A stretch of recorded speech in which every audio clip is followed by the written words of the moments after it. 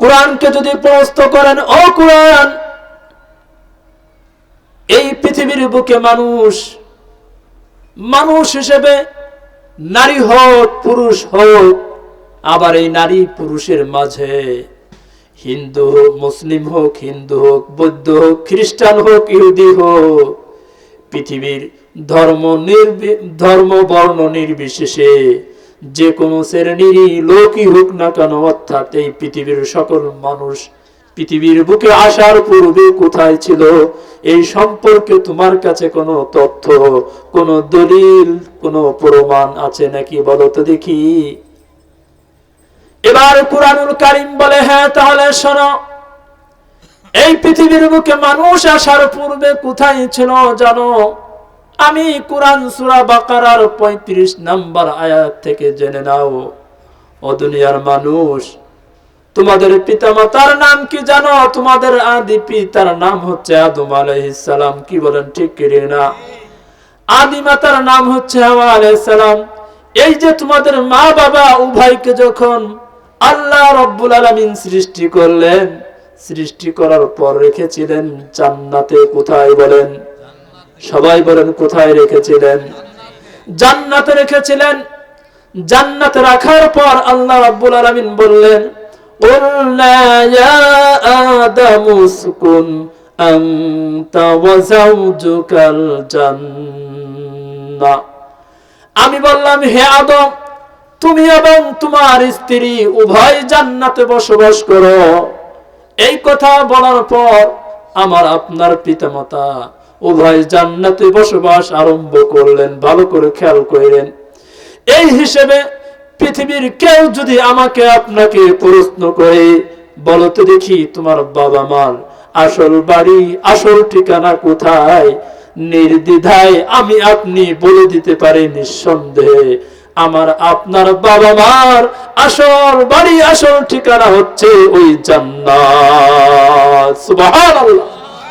তাহলে আমার আপনার পিতামাতার আসল বাড়ি আসল ঠিকানা কোথায় বলেন? জান্নাত। আর এই কথাটা আমরা সকলেই জানি, পিতামাতা যেই বাড়ির যেই গাড়ির মালিক হয়, উত্তরাধিকার সূত্রে সন্তানরা কিন্তু ওই জায়গা জমির ওই ঘরের ওই বাড়ির ওই গাড়ির মালিক হয়। কি বলেন, ঠিক কি ঠিক না? আজকে আমি আপনি যেই বাড়িতে বসবাস করছি, এই বাড়ির মালিক কি আমি আপনি ছিলাম? বলেন, ছিলাম? আমার আপনার পূর্বে কে ছিল? বাবা, বাবার পূর্বে দাদা, তাদের থেকে আমি ওয়ারিশ সূত্রে পেয়েছি। এই জন্য ওই বাপ দাদার বাড়ি দিয়ে বাড়িওয়ালা, ওই বাপ দাদার গাড়ি দিয়ে গাড়িওয়ালা, ওই বাপ দাদার সম্পদ দিয়ে সম্পদওয়ালা। কি বলেন, ঠিক কি ঠিক না? আমার প্রিয় ভাইরা, তাহলে আসুন আমি আপনি পৃথিবীর জগৎ ত্যাগের পরে কোথায় যাব? আল্লাহ রাব্বুল আলামিন বলেন, তুমি যদি তোমার ওই পিতামাতার আদর্শ সন্তান হতে পারো, তাহলে এই পৃথিবী নামক এই রঙ্গ তামাশার এই জগৎটা ত্যাগের পরে ওয়ারিশ সূত্রে আবার তোমরা ওই জান্নাতে প্রবেশ করবা। সুবহানাল্লাহ। কোথায়? জান্নাতে। দলিল সূরা যুখরুফের ৭২ নম্বর আয়াতে আল্লাহ রাব্বুল আলামিন বলেন, ওয়াতিলকাল জান্নাতুল্লাতী উরিসতুমুহা বিমা কুনতুম তা'মালুন। আল্লাহু আকবার। জোরে বলেন, নারায়ে তাকবীর। হাশরের ময়দানে বলা হবে, তোমাদের আমলের কারণে, আমলের গুণের কারণেই তোমাদেরকে জান্নাতের উত্তরাধিকারী করানো হলো। ভালো করে খেয়াল করেন। আমাকে আপনাকে কিয়ামতের ময়দানে বিচার সালিশ সবকিছু ফয়সালা হওয়ার পর জান্নাতের মালিক বানানো হবে কিসের গুণে?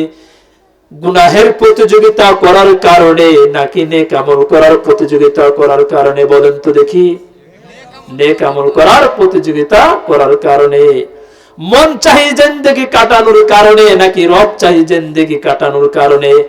রব চাহি জিন্দেগি কাটানোর কারণে জান্নাতের মালিক বানানো হবে। কোন জান্নাত? যে জান্নাত আমার আপনার বাবা মার আসল বাড়ি আসল ঠিকানা ছিল। কি বলেন, ঠিক ঠিক না? আমার প্রিয় ভাইরা, তবে সত্য হলো ওই পিতামাতার আসল বাড়ি যে আসল ঠিকানা জান্নাত, ওই জান্নাতের মালিক ওয়ারিস সূত্রে পেতে হলে ওই পিতামাতার ভায়া হয়ে যেই আদর্শ নবী বিশ্ব নবীজি সাল্লাল্লাহু আলাইহি সাল্লাম যেই আদর্শ নিয়ে দুনিয়াতে এসেছেন, যেই ইসলাম নিয়ে দুনিয়াতে এসেছেন, ওই ইসলাম আমার আপনার ব্যক্তিগত জীবনে, পারিবারিক জীবনে, সামাজিক জীবনে, রাষ্ট্রীয় জীবনে, আন্তর্জাতিক জীবনে, জীবনের বাঁকে বাঁকে, ধাপে ধাপে, রন্ধে রন্ধে প্রত্যেকটা ক্ষেত্রে ওই ইসলামকে বাস্তবায়ন করতে হবে। তবেই বাবা মার আসল বাড়ি, আসল ঠিকানা ওই জান্নাতের মালিক হওয়া যাবে, নচেত জাহান্নাম ছাড়া আর কোনো উপায় থাকবে না। কি বলেন, ঠিক কি ঠিক না? পিতা মাতা যদি সন্তানকে অস্বীকার করে জান্নাতের মালিক সম্পত্তির মালিক হওয়া যায়? বলেন। আবার সন্তানও যদি পিতা মাতার আদর্শ গ্রহণ না করে, পিতা মাতাকে অস্বীকার করে, তাহলে কি সম্পত্তির উত্তরাধিকারী হতে পারে ভাই? বলেন, হতে পারে? কোন দিক থেকেই হতে পারে না। দলিল বুখারী শরীফের ৭২৮০ নম্বর হাদিসের মধ্যে এই তথ্যটা আসছে।